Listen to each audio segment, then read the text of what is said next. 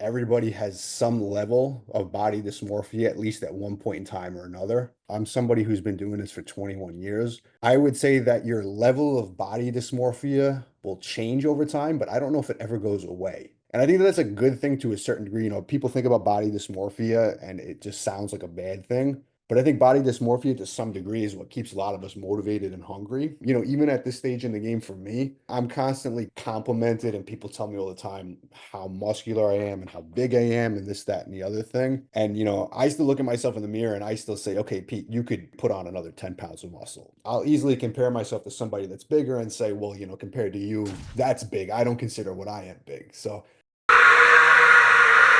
I understand that that's definitely a level of body dysmorphia, but it's something I think everybody can relate to a certain degree. When I was much younger, even when I was competing in bodybuilding, I competed when I was in my early 20s, 21. I would say even back then that I had a level of body dysmorphia that's completely different than it is now. I'm definitely much more objective about my physique at this stage in the game. But like I said, I don't think it goes away. I just think over time, the levels will change. And to be totally honest with you, I think if I was at a stage right now where I was just completely content with the way I looked, I don't think I would train or diet as hard as I do. I mean, I love training and I think I will always do it for that reason. But just that little bit of the high standard that we set for ourselves, I think is a really good motivator.